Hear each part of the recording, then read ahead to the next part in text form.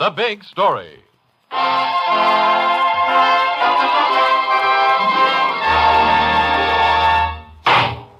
Amy! What have I done? Amy! I heard a shot, sir. What have I done? Oh, what have I done? What's the matter, sir? My wife, look. Shall I call the police, Mr. Hodge? Yes. Is she dead? She must have died instantly. The shot blew half her head off. Youngstown, Ohio. From the pages of the Youngstown Vindicator, the story of a reporter who made a hunch pay off.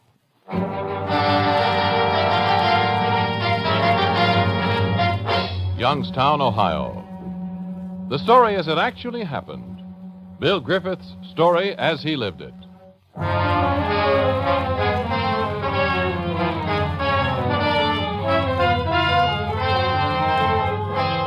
The first chill wind of autumn slaps you across the face, Bill Griffith, reporter on the Youngstown Vindicator, as you leave your home that morning, late in October. You hurry to your office, not because you're late, but because you know there's a hot story waiting, made to order for you. The big jewelry store robbery downtown.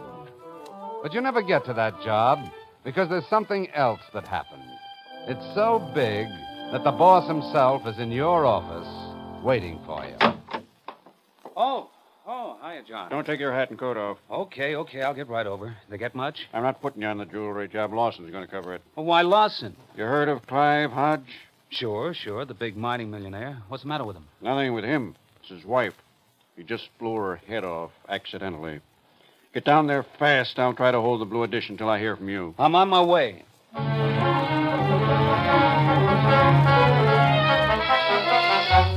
When you get to the Hodge mansion, Gould, the secretary, suave and courteous, shows you into the huge library. There you see Detective Bromley and a couple of his men sitting around and listening to Mr. Hodge. You've seen Mr. Hodge many times, but never like this. He's slumped in his chair, tortured and dazed. He keeps shaking his head in horror, as if trying to shake the remembrance away. It was after dinner, Detective Bromley. Amy was resting on the left seat. She hadn't been feeling well, hardly ate her dinner. How did you happen to have a shotgun in the library, Mr. Hodge?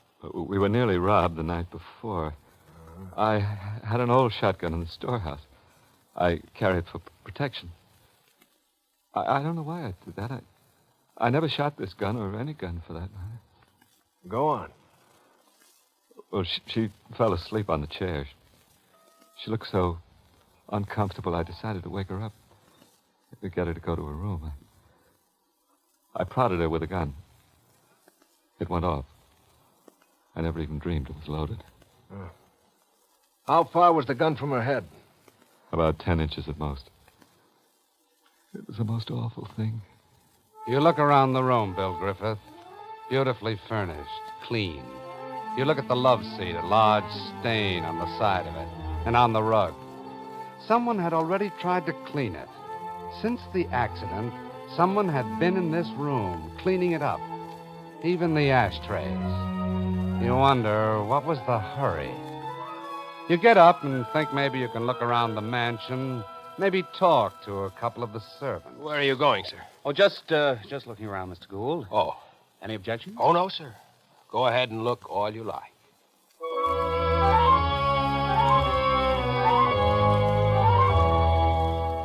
No, sir, they got along fine. It was always darling and dearie and honey. They've been on a perpetual honeymoon for 10 years.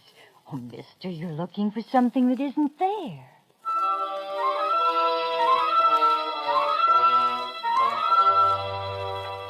Well, to tell you the truth, I won't lie to you. They did have one spat. That was 2 years ago, less than 3 weeks, about 2 months after I came here. Mr. Hodge was real considerate of her. Not like some of the men that walk around these days. He made up to her. When they were alone in their room, he'd give her a pearl necklace and kiss her behind the ear. I couldn't always hear what they said, but, well, they always got along swell.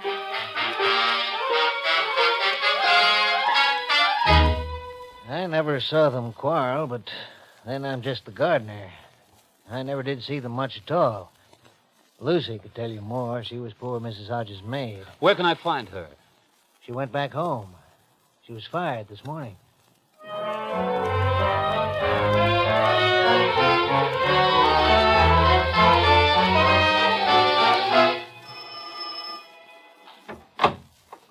Yes, sir. Miss Lucy, I'm Bill Griffith from the Youngstown Vindicator. May I come in? Oh, sure.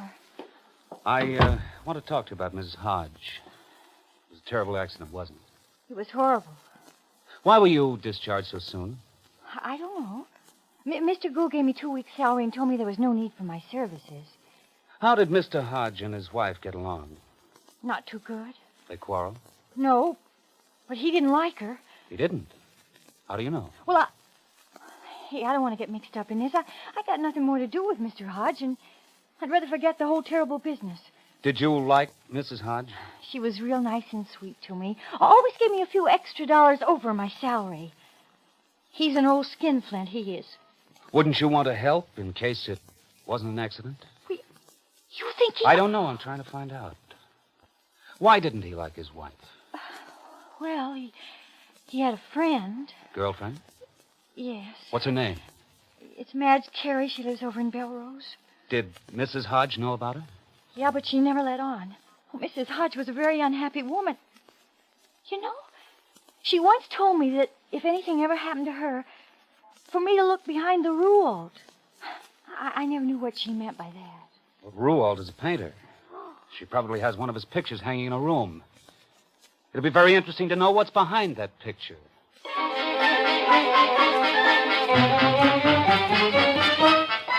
Now you have a fistful of leads, Bill Griffith. But you're not ready to go back to the office. Not yet. You want to have a look at the body. I'm sorry, Bill, but I got instructions not to let anyone look at the body. Mr. Hodges' orders. Why? He doesn't want anyone to see her the way she is. I can't blame him. A shotgun makes an ugly mess. Okay. Just tell me where the powder marks are. Powder marks? There aren't any. Well, there must be. The gun went off 10 inches from her head. I'm telling you, there are no powder marks. Are you sure? Now, look here, Bill. I've been a coroner and a mortician for a long time. I work with the police. I know about these things. I'm telling you, there aren't any powder burns. I'm telling you, absolutely.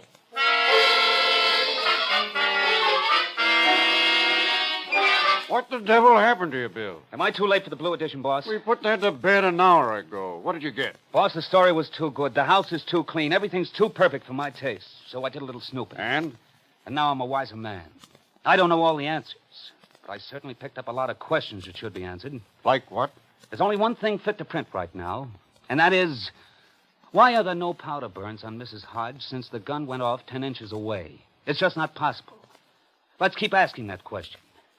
And I have a hunch we'll come up with the answer.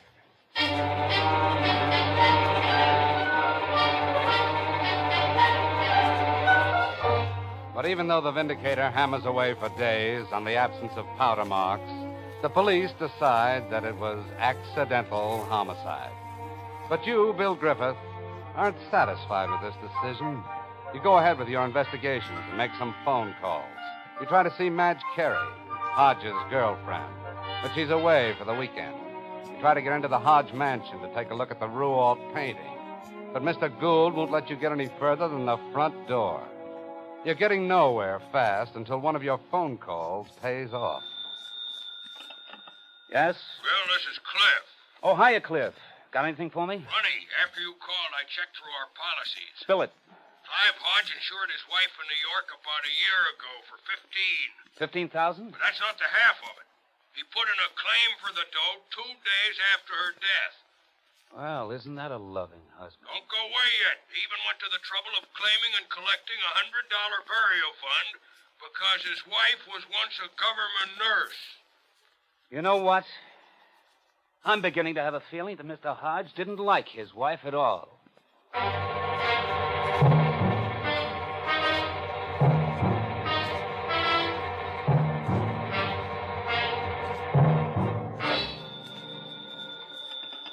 Yes?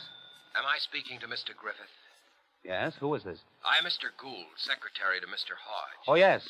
Would you oblige me by coming down to see Mr. Hodge at your earliest convenience? Okay, I can come down this afternoon. Thank you. He'll be waiting for you.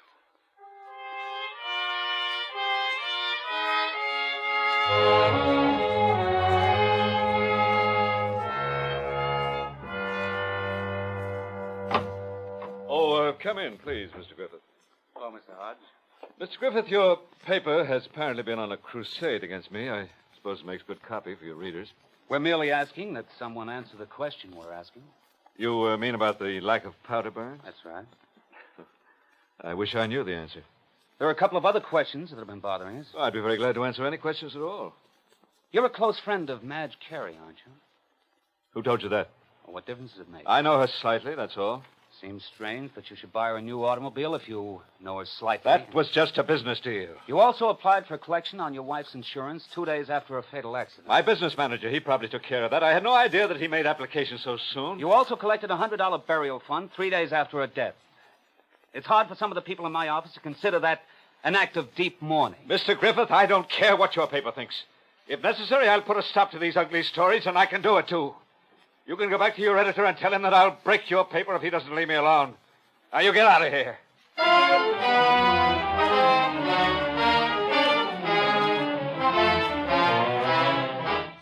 On your way out, you pass Amy Hodge's room. The door is slightly ajar.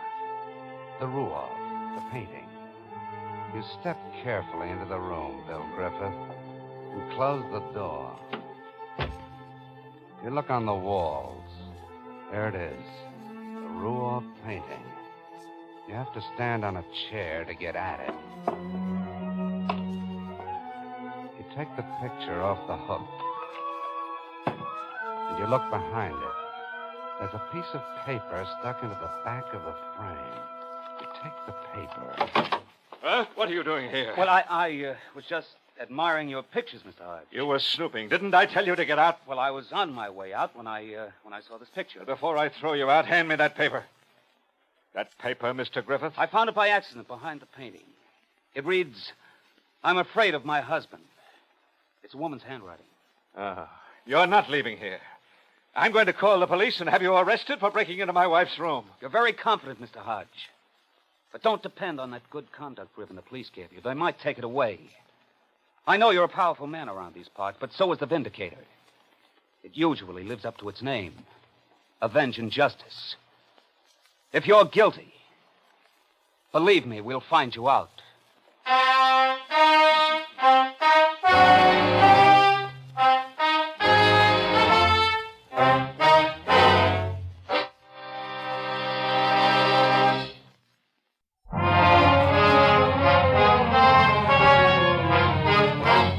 This is Cy Harris, returning you to your narrator and the big story of Bill Griffith, as he lived it and wrote it. You, Bill Griffith, reporter for the Youngstown Vindicator, are now standing in the bedroom of the late Amy Hodge. Her husband has just called the police in what you think is a bold bluff. When they arrive, Hodge tells them the entire truth. How he invited you, how you violated his hospitality. And then he gives them the note you found behind the painting. He's so straightforward about it that you begin to have doubts about your convictions. The police let you go, but they don't like your meddling, and they tell you so in no uncertain terms. And now you have one lead left, Madge Carey, Mr. Hodge's girlfriend. Who is it? William Griffith. What do you want? I'd like to speak to you, Miss Carey. What about? I'm a reporter. Well, what do you want to see me about? About Mr. Hodge. You know him very well, don't you? What business is that of yours? Miss Carey, I can print what I think, or I can print what you tell me. I think you'd be better off if you answered a few questions. What are you dragging me into this for? You're a good friend of Mr. Hodge, aren't you? Yes? Very good, huh? Yes, very good. You love each other, don't you? Of course not. He's a married man. Why did he buy you that car? Well, because he likes me. We're good friends. Can't you understand that? No, I can't. I can't understand a young, pretty woman like yourself being such a close friend of a man in his 50s. Are you making insinuations? You were seen kissing. That's a lie. I can prove it. Well, I might have kissed him once in friendship. Nothing else, just friendship. Now, please get your foot out of the door. I have nothing else to say to you. You didn't get very far with her, Bill Griffith. And now you have nothing else left to go on. You go back to your office planning to give this case up. But there's someone waiting for you. Hi, Bill. Remember me? Why, Ed Veazey, what brings you here? I haven't seen you in months. Well, naturally, as a ballistics expert, I've been reading your articles in the Hodge case. Mm-hmm. I think you're quite right about it. There should have been powder burns in the body. Yes, I know, but it hasn't got me anywhere. Well, look, I've just talked to the coroner. He swears that there were no powder burns. But I'm quite willing to testify that the shot could not have been made at 10 inches without leaving burns. You are, Ed? I am. Ed, that's terrific. I also took the trouble to go over the coroner's report. The great area of the wound couldn't possibly have been made by a shot fired at 10 or 15 inches away. It had to be a lot farther than that. Ed, if you can prove that, I think we can get the new prosecutor to reopen the case. Well, if you'll all come down to the Culver Valley Hunting Club, I can demonstrate it to everyone's satisfaction.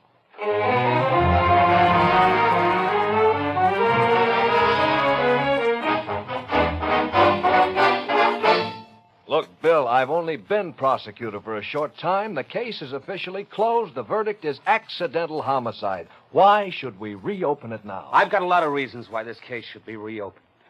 One of them is this sworn statement by Mr. Veazey, a ballistics expert. Here, take a look at this. All right.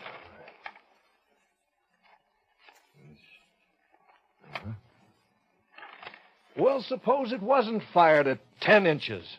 What difference does a few more inches either way make? The difference was more than a few inches. This means that Mr. Hodge was lying. It means that he wasn't prodding his wife with a gun to awaken her. It means that he was far enough away to take aim and murder her. You say that Mr. Veazey can prove it? Yes.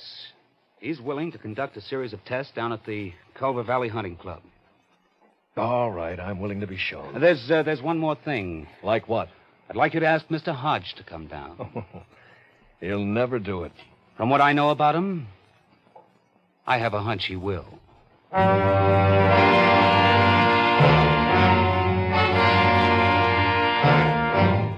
2 days later, everyone involved in this case assembles at the Culver Valley Hunting Club in the target room. And as you had expected, Bill Griffith, Mr. Hodge and his secretary, Mr. Gould, are present. Mr. Hodge seems calm, even nods pleasantly to you when you happen to catch each other's eye. The atmosphere is more like a college lecture hall than a hearing in which a man's life hangs in the balance. I want to thank you, Mr. Hodge, for being so cooperative. Well, Mr. Prosecutor, I am as anxious as I hope all of you are to get this tragedy cleared up once and for all. Yes, let's proceed and get this finished as fast as we can. Go ahead, Mr. Veazey. Gentlemen, I have here the same shotgun which caused the fatal accident to Mrs. Hodge. Is that the gun, Mr. Hodge? I suppose so. I'm not very familiar with guns. I guess it is. It's loaded. Mr. Hodge said he gently prodded his wife with the gun that went off. Is that so, Mr. Hodge? Yes, it is so. I'm going to take the same gun and pound it on the floor. And now I'm going to hammer it and knock it. It's facing me, you notice. It goes off. The shell will hit me. Did you see the shotgun didn't go off? I wasn't being dramatic by pointing it at me. I did this only to prove that this gun can't possibly go off unless you press the trigger and press it hard. You might do that once too often, sir.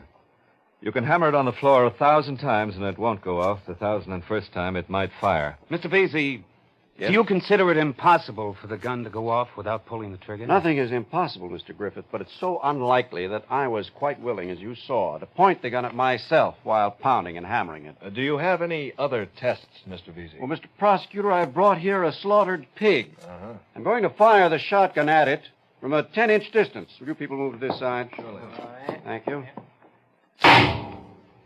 Notice that the hole in the body of this pig is no bigger than the size of the shell, a half-inch in diameter. Notice the powder marks around the wound. Notice the waddings around the shell have followed the shot into the wound. Is the coroner here? Yes? Was there any wadding of the shell in the wound that killed Mrs. Hodge? No, there wasn't. Do you want to say anything, Mr. Hodge? Yes, indeed, Mr. Prosecutor. I would merely like to say that I had no idea there was going to be an accident, and I didn't measure the distance the gun was from her head. It might have been more or less. I was so dazed by what happened that my sense of distance might easily have been distorted. Well, that's very true, but I haven't finished this experiment. Please let me go on. Go ahead. The shell of a shotgun is different from a rifle bullet. A bullet makes the same hole no matter what the distance. But a shell hole is larger the farther the weapon is from the target. The shot spreads. Now, I'll fire the shotgun at a distance of 3 feet from target. The wound is now much bigger, as you can see, a little bigger than the silver dollar. But now I'd like to ask the coroner a question. Yes? The wound that killed Mrs. Hodge was bigger than the silver dollar, wasn't it? Yes, much bigger. If I'm not mistaken, according to your report, the wound was about 3 by 2 inches, or roughly about the size of a closed fist. That's about the size, Mr. Griffith. All right, I'll now fire the shotgun. I don't know what you expect to prove by that. If you'll allow me to finish, I'll point out to all of you the significance of This this. experiment seems most unfair to me, very prejudicial against me. Allow me to finish, Wait a please. moment. Why do you think it's prejudicial, Mr. Hodge? Mr. Prosecutor, he's firing into a dead body. There's a great difference between the resistance of a dead body and a live one. Oh. The size of the wound would therefore be very different. Well, there is a difference, but so small as not to be measurable. For all intents and purposes, the shell makes the same size hole to the naked eye in a live or dead body. I refuse to accept this. We can carry on the same experiment with a live animal if necessary, but I deplore the unnecessary use of slaughter to prove it. I object to these experiments. Mr. Vesey, you may continue with this experiment. Thank you, Mr. Prosecutor. I will now fire the shotgun from a distance of 8 feet. Notice the wound. About the size of my closed fist. About the same size as the wound that killed Mrs. Hodge. This is a ridiculous experiment. The coroner can easily verify that this was the size of the fatal wound. I object to this whole procedure. Quiet, please. Coroner? Yes, that was about the size. The shot was fired at Mrs. Hodge from a distance of 8 feet, which meant that he took deliberate aim. There can be no other possible explanation. Would you like to comment on this, Mr. Hodge? Well, the whole thing is a lie. Griffith, your newspapers are just trying to make a lurid story out of this tragic accident. You have anything else to say, Mr. Hodge? Well, I'm innocent. I love my wife. We never quarreled. I wouldn't kill her. I wouldn't harm a hair of her head. I loved her. Mr. Hodge, we know about Madge Carey. So what? We know about the note which I found behind the Ruals. Well, that doesn't prove anything. My wife was eccentric. You insured your wife a year ago for $15,000 and put in a claim for the money 2 days after her death. I told you my business manager did You that. even collected a $100 burial fund on your wife 3 days after her death. I don't see what all this has to do with the situation. I think the combination of all these things adds up to a motive. And certainly this demonstration has proved that... I tell you, I didn't kill her. I'm sorry, Mr. Hodge. The state now considers you under suspicion of the murder of your wife, Amy Hodge. You are now under arrest.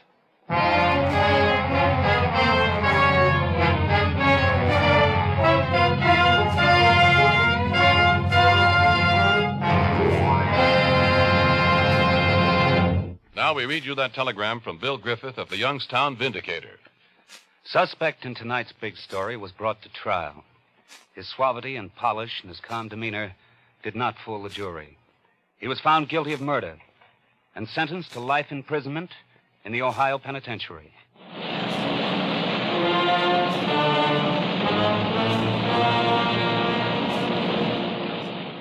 And so ends another big story. In order to protect the names of people actually involved in tonight's authentic big story, the names of all characters in the dramatization were changed, with the exception of the newspaper reporter.